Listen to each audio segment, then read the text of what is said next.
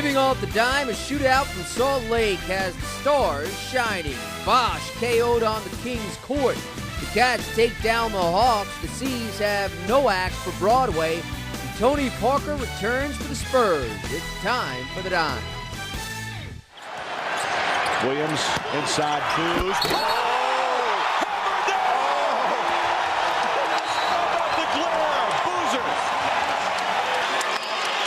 And then the stairs. So what are you doing here?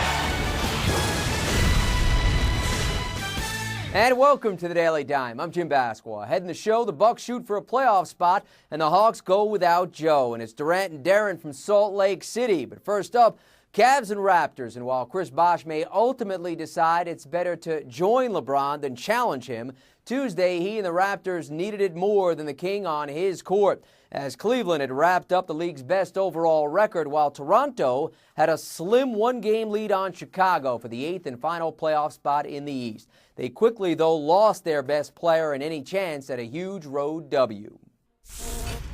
There's LeBron. He and the James gang have wrapped up the league's best overall record in home court throughout the playoffs, though not the story for Chris Bosh and the Raptors, who need to win to get in. But this is a scary moment for Toronto. Early first quarter, it's Bosh who takes an inadvertent elbow to the face from Antoine Jamison. He is down and out. Played 2+ minutes, scored just 2 points, and his night was over, as were the chances for the Raptors. The Cavs were giving on this night, but how about the greatness of LeBron? Check it out right here as he swats Jose Calderon, leads to the open floor feed for J.J. Hickson. Worth another look as James gets the block on one end, and he'd be the giver on the other end, leading to points off that D. Second quarter, Anderson Varejao, the no-look wraparound for Hickson. This is a dunk +1. Cleveland goes up 7. Later in the third, it's Mo Williams, the outlet for LeBron, who leads for Hickson. James with 13 assists. The Cavs a season-high 38 assists, improved to 35-4 at home, 113-101. LeBron, how infectious was the passing here tonight? It was awesome. I mean, to have 38 assists on 40+ field goals is, it's what we're about. I mean, we know we're not going to have those numbers every night, but to do that, like we did tonight, everybody giving everybody an opportunity to score, and we just sharing the basketball, guys knocking down shots. It was great to see. The Milwaukee Bucks move on without their center Andrew Bogut, looking to clinch a playoff berth. They get Chicago, fourth quarter, even at 65. Ersan Ilyasova in the open floor on the send home. He had 17 and had the visitors up a pair. Under 4 minutes on the clock, that's Carlos Delfino who strokes it from downtown. The three has the Bucks up top 72-67. And then it's John Salmons along the baseline. Salmons led him with 26 here. He puts him up a half dozen in this low-scoring affair. Closing second, Chicago within 3, though it's Brad Miller who's called for the traveling. A 28-9 second quarter, the difference for Milwaukee. They reached the playoffs for the first time since the 06-07 season.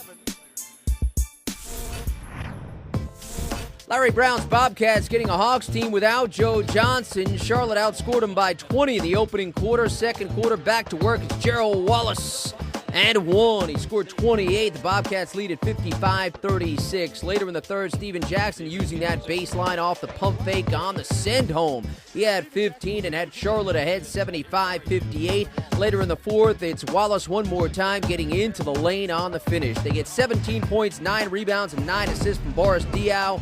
It's Charlotte 109-100. There's former Knick Nate Robinson getting some love from John McEnroe. Boston in New York, third quarter, even at 65. That's Earl Barron connecting on the jump. Who you say? That's Earl Barron. He had 17 points and 18 rebounds. Knicks up a pair. Fourth quarter, it's Nate using the screen, connecting on the jumper. He had just 5 points, though, in nearly 14 minutes of court time. Boston within 1. Then Rajon Rondo getting to the cup on the finish. Rondo had a light night, 6.6 assists, but had the game even at 94. Fourth quarter, Danilo Gallinari, that's a long 2. He had 31 on the night and had the Knicks up a point after a Boston turnover. Chris Duhon working the pick and roll with David Lee.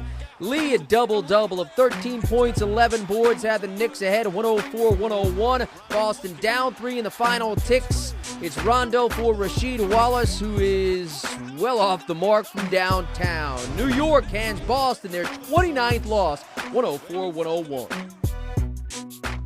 So while Cleveland is still beast of the East, there's plenty of jockeying prior to the playoffs. The Bucks clinch postseason spot, tied with Miami for 5th. The Bobcats 2 games back after besting Atlanta, who stay up on Boston, with both coming up short on Tuesday, as did the Raptors and Bulls, meaning Chicago remains a game back of Toronto for 8th. But things could change after Chris Bosh broke a bone in his face, requiring an overnight in the hospital.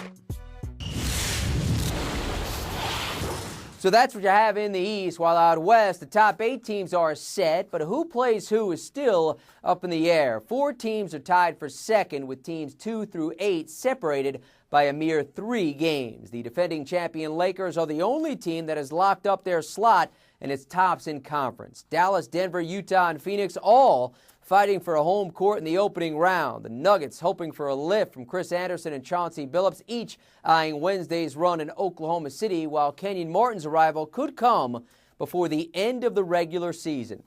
Here's what you have, a logjam from 2 through 5. All 4 teams have the exact same record heading into Tuesday's play with 5 games to go. The Mavericks get the top spot for the moment based on tiebreakers, while at the bottom, 3 teams separated by a game and a half, including the Thunder.